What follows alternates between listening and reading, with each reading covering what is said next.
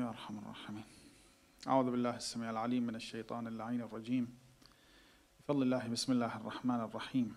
الحمد لله رب العالمين بارئ الخلائق أجمعين، وخير الصلاة والسلام على العبد المؤيد والرسول المسدد المحمود الأحمد أبي القاسم المصطفى محمد.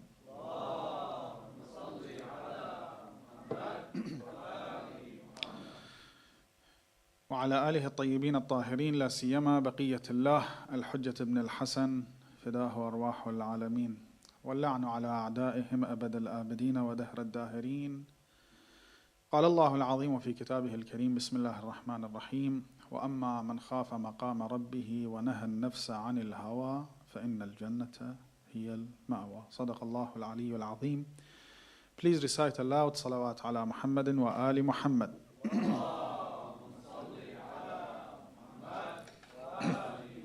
Assalamu alaikum wa rahmatullah. What can distinguish us from other creatures and other creations of Almighty Allah subhanahu wa ta'ala? Of course, aql, wisdom. Why? Because we can use aql, wisdom, our intellect to behave ourselves. This is the main difference between human beings and animals. And if we do not use what we have, what we favored with, aql, to behave ourselves, to correct ourselves, actually, as the Holy Quran says, إِنْهُمْ كَالْأَنْعَامِ بَلْ هُمْ أَضَلُّ سَبِيلًا. We're going to be like animals. Exactly. But there is one difference between human beings and animal. If he do not use his or her intellect and aql, that animals sometimes are stronger than us. So, Assalamu alaikum wa rahmatullah. There is a say, usually we hear that, and the say says, do whatever you want. Imagine your life, imagine what you want to do, and go and do it. This is totally wrong. I'm not talking about studying, being an engineer, being a doctor. No, that's okay. I'm talking about following your desires. This is wrong. This actually will take you to hell. In accordance to guidance of Quran and the Prophet and Ahlul Bayt alayhim salam, if you want to reach the goal that Almighty Allah put for us, that we have to follow, we have to reach, we have actually to put our footsteps on our desires and do not follow our desires. وَأَمَّا مَنْ خَافَ مَقَامَ رَبِّهِ. Whoever scares from Allah subhanahu wa ta'ala's position. Of course, Allah subhanahu wa ta'ala is merciful. But if he wants to be angry with someone, he can. So we have to scare from his position. He is a God. He is the creator. وَأَمَّا مَنْ خَافَ مَقَامَ رَبِّهِ.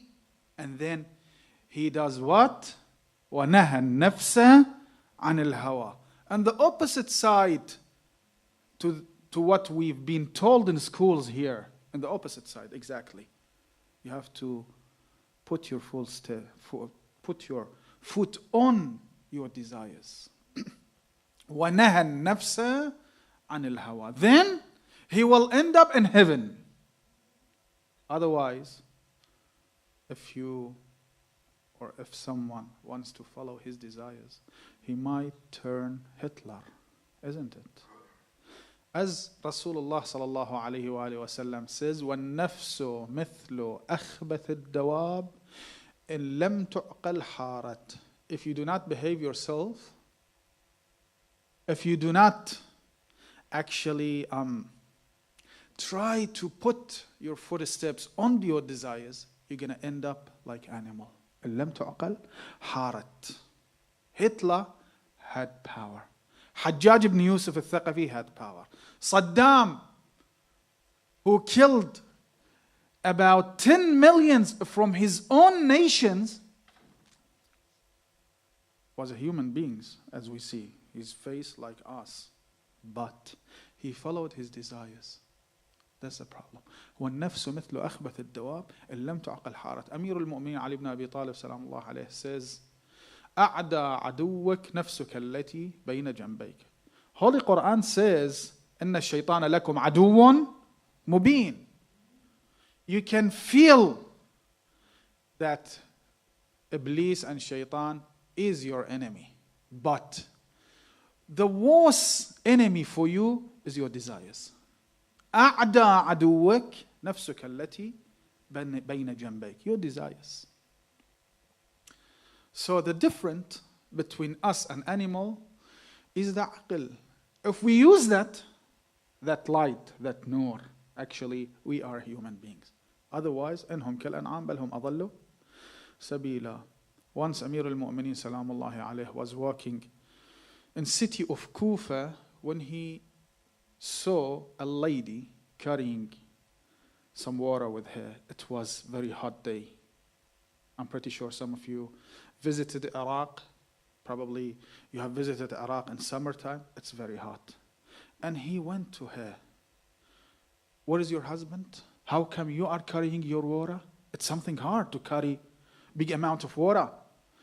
And she replied, my husband is a martyr. Ali ibn Abi Talib has sent him to a war. He was killed. And Amir al-Mu'mineen replied to her, do you allow me to help you? And he carried the water with him to the lady's, that widow's house. And then he went. The narration says, فَبَاتَ عَلِيٌّ قَلِقًا لَيْلَتَهُ. He couldn't sleep that night because of that lady. Ali ibn Abi Talib is just. His justice spread everywhere. He didn't know about her. Probably he used to give even that household money from Baytul Mal. But carrying water while it's hot for a lady, it's very hard on heart of Ali ibn Abi Talib. بَاتَ قَلِقًا لَيْلَتَهُ. Next day he went, he took some foods with him, some water, some money, and he was carrying that food, bread, and money and date with him when his companions saw him. Oh, Ali ibn Abi Talib, do you need a help? Do you need a hand? He said, no. Who's going to help me in the day of judgment if you want to carry out with you what I am carrying? No, I have to carry that. And he went, he knocked the door. Who is knocking? I am the same Abdullah who helped you with water yesterday. And she opened the door, she took it, and Amir al-Mu'mineen saw the kids and told her, I'd like to help you with the kids. And I'd like to give them some food. She accepted. And then she told him, ignite the tannoor so I can bake some bread. Ali ibn Abi Talib salamullah alayhi ignited the tannoor, and suddenly just the fire came to the face of Ali ibn Abi Talib. Amir al-Mu'mineen said, ذُقْ يَا Ali, taste the taste of fire. Taste the taste of fire, oh Ali. How you don't care about orphans and about widows. Then Amir al-Mu'mineen said, وَهَذِهِ نَفْسِي أُرَوِّضُهَا بِالتَّقْوَى. I try to correct my nafs, my desires. This is Ali ibn Abi Talib. Oh, brothers and sisters, we have to follow him. It's hard to enter heaven. Yes, it's hard. It's not easy. As I said, as an example, if you want to buy a house in this world, here in Australia, a civilized country, you have to work from, I've heard some of brothers telling me that we go to work from 4 a.m. towards Sydney, and then we came back about 7 o'clock p.m. Why? You want to buy a house, and then you have to repay the bank for 40, 30 years. Okay, you want heaven for no price? Is that logical? It's not logical. إن الله لا يخدع عن جنته. Allah subhanahu wa ta'ala says in the Holy Quran, وَمَنْ أَرَادَ الْآخِرَةَ وَسَعَى لَهَا سَعْيَهَا.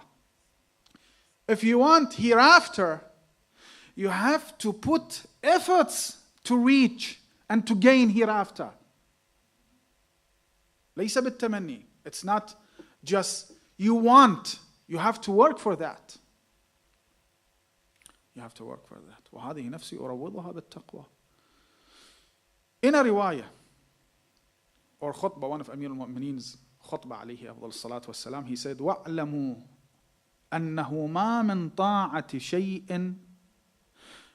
طَاعَةِ اللَّهِ شَيْءٌ إِلَّا يَأْتِي فِي كُرْهٍ وَمَا مِنْ مَعْصِيَةِ اللَّهِ شَيْءٌ إِلَّا يَأْتِي فِي شَهْوَةٍ. You should know that every obedience to Allah is unpleasant in appearance. Of course, when you go, when you pray, when you do good deeds, you feel good. But it's hard. You have to suffer. When it's very cold, you just slept about 2 p.m., you have to wake up, or let's say 3 a.m., you have to wake up at 5:30. It's hard. In looks, it's hard. But actually, when you say Allahu Akbar, you feel the connection between you and God. لذة المناجات. That's important.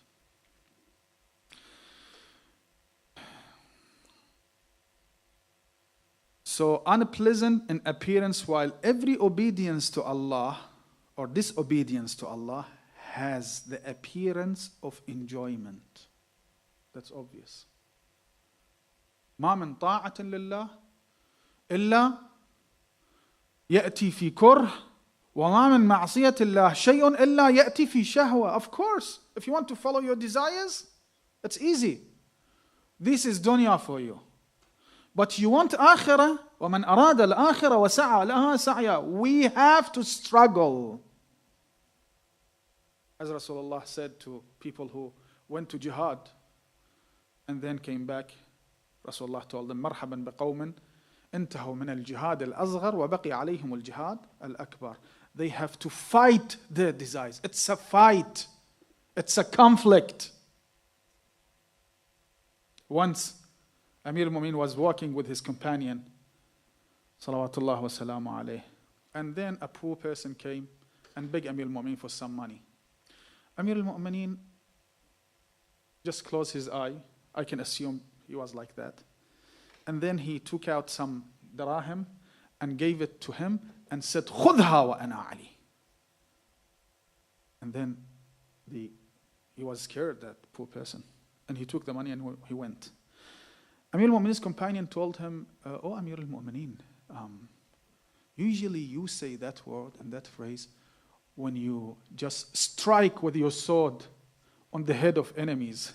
How come you said that? He said, I gave that poor person the money, but I told Shaitan, خُذْهَا وَأَنَا عَلِي, because he was doing waswas towards me and whispering to me that, oh, you are Ali ibn Abi Talib, you're so generous, you don't have only few dirhams. How come you give that few dirham to that poor? You are generous, you have, so don't give him anything. No, خُذْهَا وَأَنَا عَلِي. We have to struggle. We have actually to try our best to be good people, to correct ourselves. If someone comes to you and tells you, okay, tonight you have no place to sleep because there is a, let's say, flood, la samahallah, and we're going to put you in a room with some criminal. But don't worry. Please don't worry. They have only killed few people. Can you sleep at that night? No, you can't. Even if there is so many cameras there watching you and watching them. Okay, نفسك أعدى عدوك نفسك التي بين جنبيه. How you can trust your desires. It might drag you straight away, نعوذ بالله, to hell. That's what happened to Bal'am Ba'ura. الذي آتيناه آياتنا. We gave him, favored him with our signs. He used to be mustajab al-da'wah. Prophet Musa wanted to move to his city, and Shaitan came to him. Do you know what's going to happen? He said, no. What's going to happen? He said, Prophet Musa will come to your city. He said, yeah, he's most welcome. He's a prophet. I have to follow him. And they said, no. You don't get it, man. Everyone going to go and surround him. No one going to be with you. That's the problem, man. You have to close your shop. You don't have any business anymore. He said, okay, what should I do? He said, okay, you are mustajab ad-da'wah. Go and do supplication and ask Allah subhanahu wa ta'ala to kill Musa. You can see the desires and shaitan with each other. What can they do? They can destroy you, believe me or not. They can demolish you. Alaykum as-salam wa rahmatullah. Alaykum as-salam wa rahmatullah. Demolish you. فَانْسَلَخَ مِنْهَا. He get out of what we have given him. مثله كمثل الكلب إن تحمل عليه يلهث أو تتركه يلهث. He's like a dog. You can't treat him anymore. That's it. He's done. He followed his desire. Even his own donkey turns better than him, as we have in narration.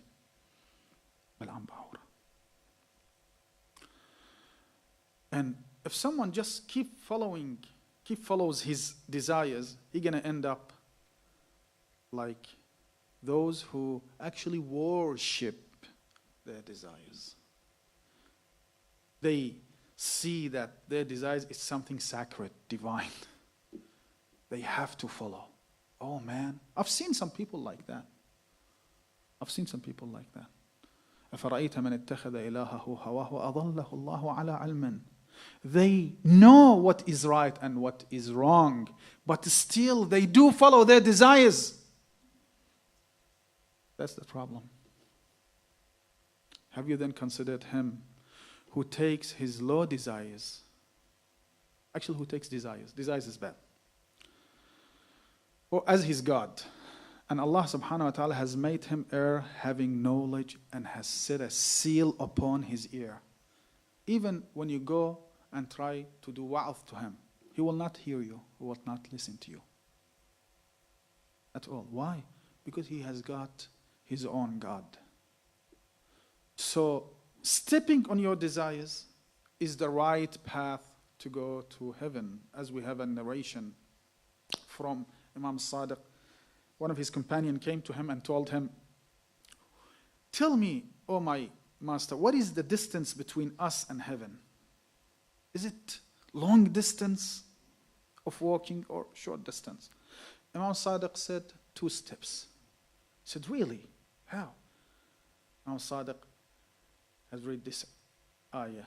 وَنَهَى النَّفْسَ عَنِ الْهَوَىٰ فَإِنَّ الْجَنَّةَ هِيَ الْمَهْوَىٰ. First step, you have to put it on your desire. The second step is in heaven. But the first step is very important and hard. In saying it's easy. In doing and practicing that is hard, but it's not impossible. There are too many people did it before us, and too many people will do it after us. Let's be amongst them.